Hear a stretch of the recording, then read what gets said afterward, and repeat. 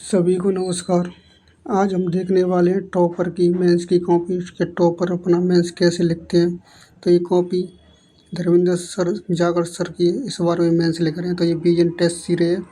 तो चलिए स्टार्ट करते हैं। पहला क्वेश्चन देखते हैं कि उन्होंने कैसा आंसर लिखा है, मॉडल आंसर लिखा है कि किसी भी यूपीएससी के एग्ज़ाम के लिए जो टॉपर की कॉपी बहुत ही हेल्पफुल होती है।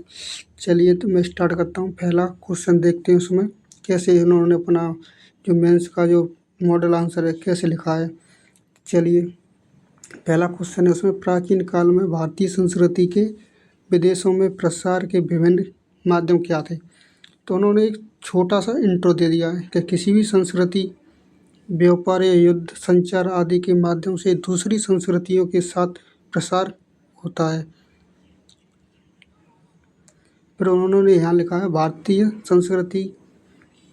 संस्कृति के विदेशों में प्रसार के क्या माध्यम थे। तो पहला सीधा लिखे पॉइंट वाइज लिखा है, अच्छा लिखा है। व्यापार सिंधु सभ्यता का मिस्र की जो बेबीलोनिया, इराक, दार्जुला, इराक, मेसोपोटामिया तथा मध्य एशिया की मेलन संस्कृति के साथ व्यापार के माध्यम से भारतीय संस्कृति का प्रसार हुआ।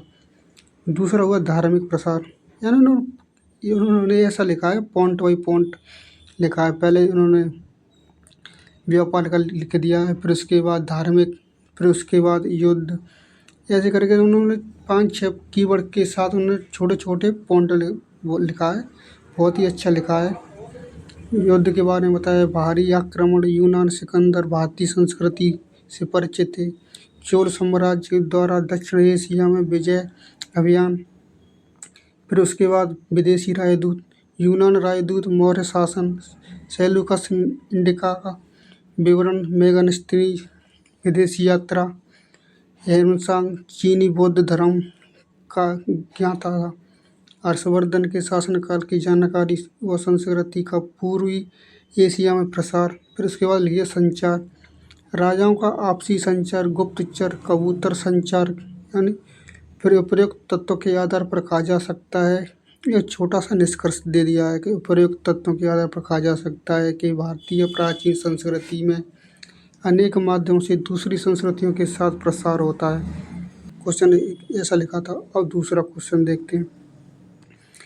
इसमें दूसरा क्वेश्चन देखते हैं, पूंजीवादी अनिवार्यताओं से प्रेरित औपनिवेशिक आर्थिक नीतियों ने भारत के अकाल की स्थितियां उत्पन्न करने के साथ साथ उन्हें और भी बदतर बना दिया। उदाहरण सहित व्याख्या कीजिए। तो उन्होंने थोड़ा यहाँ पर समझाया कि भारत पूंजीवादी अनिवार्यताओं से प्रेरित औपनिवेशिक आर्थिक नीति क्या थी। तो यहाँ पर उन्होंने पहला थोड़ा सा यहाँ इंट्रोडक्शन दिया है। जैसे 17वीं शताब्दी में यूरोपीय कंपनियां जैसे ब्रिटेन, डच, फ्रांसीसी और पुर्तगाली आदि कंपनियों की व्यापारिक प्रतिस्पर्धा ने भारत को अपना व्यापारिक और एक सामरिक केंद्र बिंदु बनाया। थोड़ा इंट्रोडक्शन देकर फिर यहाँ पर उन्होंने पॉइंट लिख दिया है कि अंग्रेजों की आर्थिक नीति और समस्या क्या थी।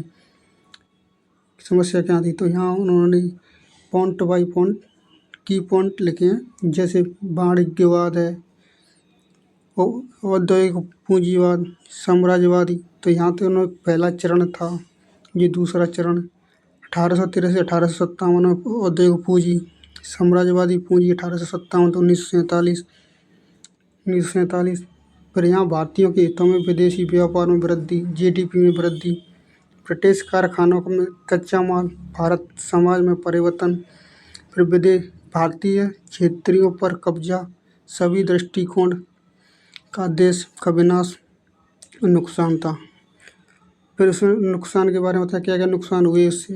तो व्यापार संकट है, कुटीर उद्योग बर्बाद हुए, भुखमरी, कृषि संकट, किसान ऋणकाल। फिर भारत समावेशी विकास से प्रभावित था, पर्यावरण संकट था, शोषण वृद्धि, मृदा ह्रास था। भारत अंग्रेजों के साथ कर्नाटक युद्ध, भारतीय संसाधनों को नुकसान हुआ, भारतीय राज्यों में फूट डालो राज्य करो, धार्मिक सांस्कृतिक स्थानीय विवाद, संस्कृति के साथ छेड़छाड़, पुर्तगाली आए तो गोवा पर कब्जा, ईसाई मिशनरियों के माध्यम से भारतीय समाज और संस्कृति के साथ छेड़छाड़, व्यापारिक शोषण, भारतीय कच्चा माल पुर्तगाल, उपरोक्त विश्लेषण के आधार पर कहा जा सकता है कि उपनिवेशी ताकतों के हितों ने भारतीय सामरिक, सांस्कृतिक, आर्थिक और सामरिक ताने बाने को पूरी तरह तोड़ दिया।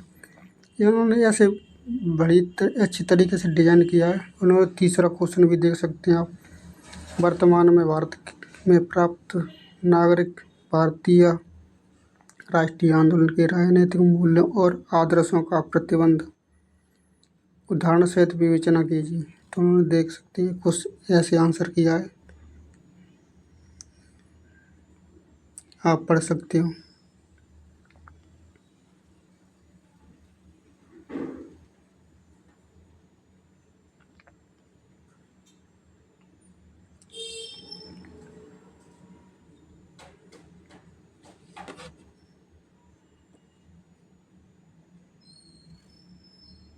यहाँ प्यारा सा निष्कर्ष लिख दिया। विश्लेषण के आधार पर कहा जा सकता है कि वास्तव में आज हमारे अधिकार व स्वतंत्रता वास्तव में राष्ट्रीय आंदोलन से ही प्रेरित है। जी चौथा आंसर लिखा है इजराइल और फिलिस्तीन वाला, देख सकते हैं।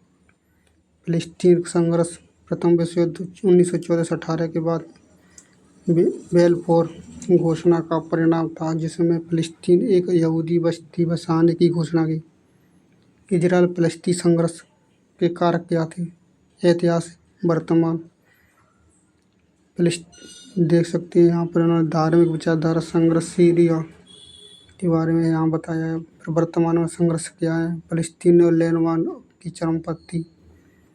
यहाँ ऐसे उन्होंने आंसर की राइटिंग की है, आप देख सकते हैं। अगर ऐसी राइटिंग आंसर या कॉपी चाहते हैं तो हमें कमेंट कर सकते हैं, मैं एक कॉपी आपको प्रोवाइड करा दूंगा अपनी टेलीग्राम या डिस्क्रिप्शन में दे दूंगा। तो बस यहाँ अब तक के लिए धन्यवाद। मिलते हैं नेक्स्ट वीडियो।